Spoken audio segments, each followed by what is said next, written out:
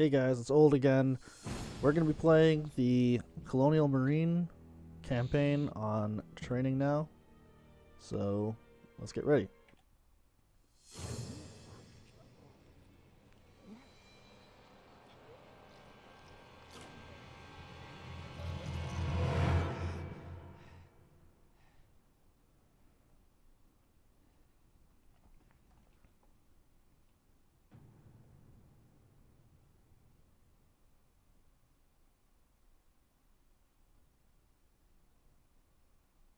You know, I'm sensing a pattern with these opening cutscenes. They're Warning. not very Intruders alert. informative. All personnel must evacuate. Wake up, Private! Serious shit. We're bugging out now. The other three doors are on you. Okay, Private. We've got to Blast doors flight plane. ass to the area. Gotta go through exit. Okay, so I think last time I was talking about, Warning. Airlock activated. okay, right. I was talking about, this game's placement in kind of video game history. Okay. Wow, that's really annoying. Very interruptive. This is where I think the game I think really shines in terms of the environment. I was kind of talking about last time how they made an they emphasized the environment, really trying to make it true to the Alien universe. And I think this is where it really shines. The the Marine campaign, giving the feeling of entrapment or helplessness, not giving you the feeling like you can just punch an alien in the face and it'll die, like in AVP 2010, which I think is just a huge betrayal, actually. And I don't think I'm alone in that. I know I'm not playing the game right now, but you'll see. This is what I mean. Just the combination of the lighting here, of the smoke coming through, the steam coming through, and your first alien just sort of jumping out of the darkness. And sort of the panic given by this, by your Marine commander. I think that this really sets the tone really well. And again, I think that they took a lot of influence from Half-Life, from Valve, and yeah, I really think that this is where the game shines, is just in creating this mood of desperation, and just overall just fear, actually, just making it scary. I don't know. It's kind of a little bit survival horror-esque, just in the tone and the atmosphere. So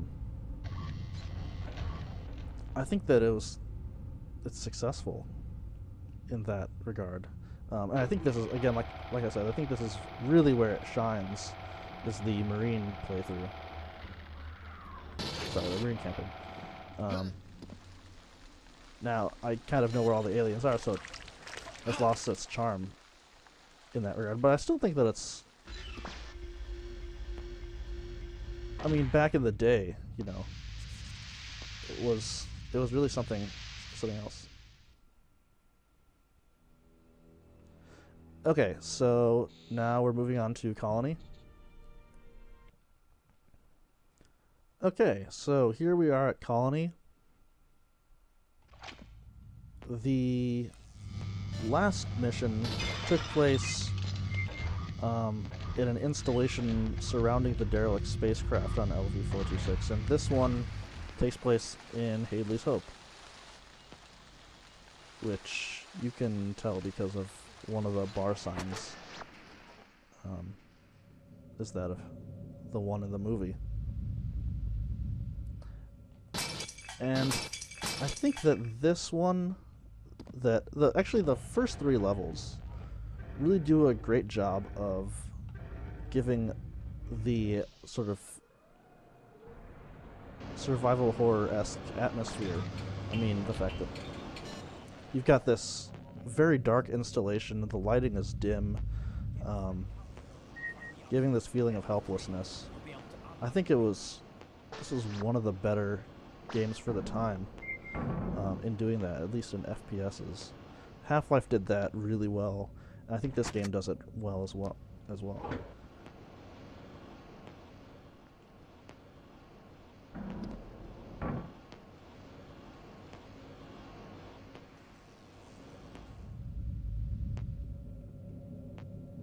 You know, these details like the blood stain here, the fact that some of the lights are out.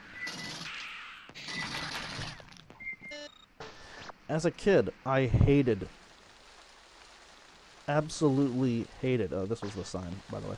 I absolutely hated the Marine missions. I only made it up to Colony as a kid. I hated the Marine campaign.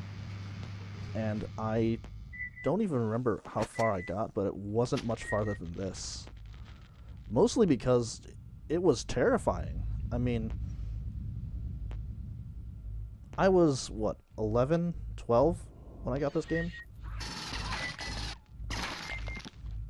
And for some reason, I never really played it all that much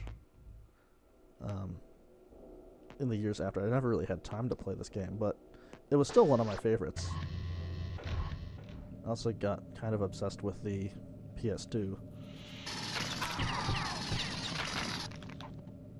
So,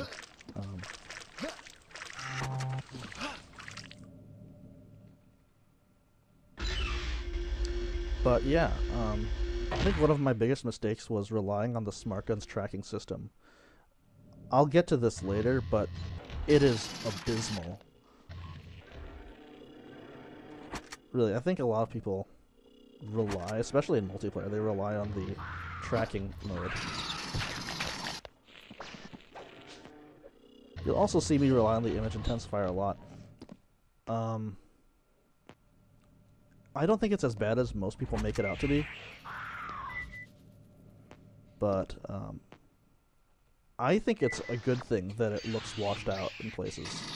I mean, a lot of people complained that it's really hard to see. And it is. And it should be hard to see. Otherwise, you know, what's the point? Like, why would you stay in any other, you know, why would you stay in the normal vision mode? Why would you ever use the normal vision mode if, you know, if it's just the ideal thing to use? So, I like the grainy, staticky effect. Also, you'll note that, like I was saying in the Alien campaign playthrough, the encounters with the aliens are non-scripted. The aliens generally appear in the same locations, but like that, it's not like AVP 2010 where it's like, okay, well, you're having this sequence now, there's going to be an alien springing out. And it's like, it's all very prepared and very orchestrated. Here, you open a door, or you walk down, you know, you walk through this path, and there could be an alien, you know, jumping right in front of you. This game is fast-paced, as you've seen. So, this game really does represent that old school, those old school aspects I was talking about earlier. Okay. Level 3, Invasion. And I think this is the quintessential Marine level. I really like this level.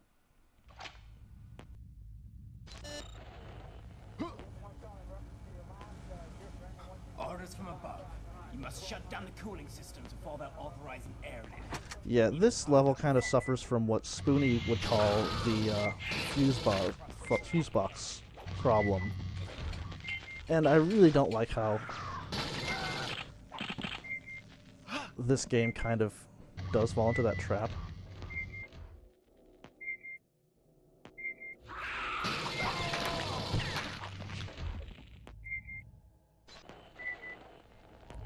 The fuse box problem is that these video game designers are just like, well, you gotta have some mission, so let's have the mission finding all the fuse boxes and activating them. Or in this case, it's finding all these generic, nonsensical valves and just turning them all. Half-Life has a lot of that. Although, for that game, it's always to open up a new section of the game. Here, it's just to stop fans. It's kind of arbitrary. It's like, where would you... I don't know. It's kind of funny. It's like you just see this random valve in the middle of nowhere. Like, why would you ever... Why would that ever happen? Why would that ever be there? This game kind of suffers from that a little bit. And you'll note that this game basically has no plot.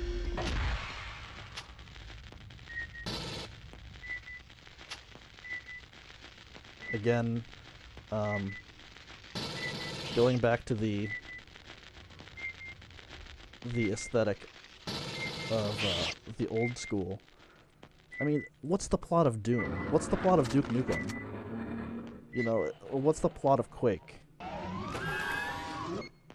Oh yeah, this weapon makes no sense. And this is one of the added weapons from Gold Edition, the 2000 version of the game.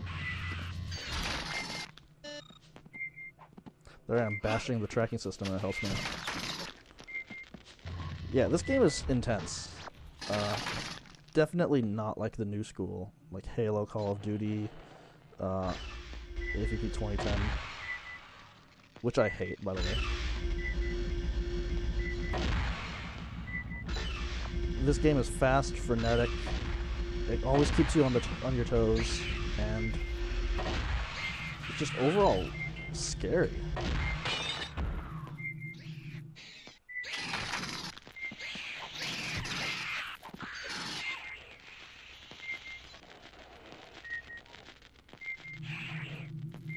I think he's down there.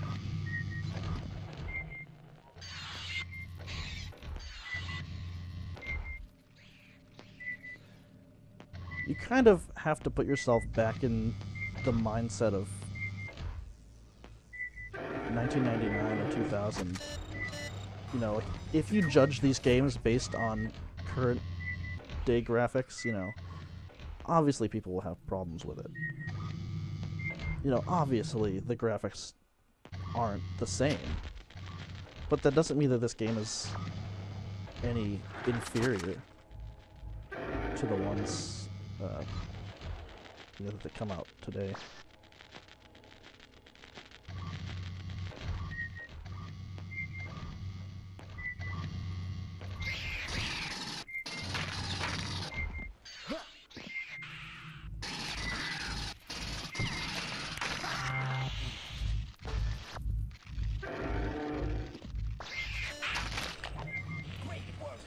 Now, you will just see me just mowing down these aliens. You know, it is training difficulty, so I'm not that nervous.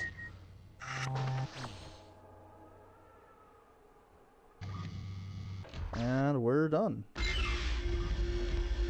Essentially. Here we are. Gotta wait for the dropship.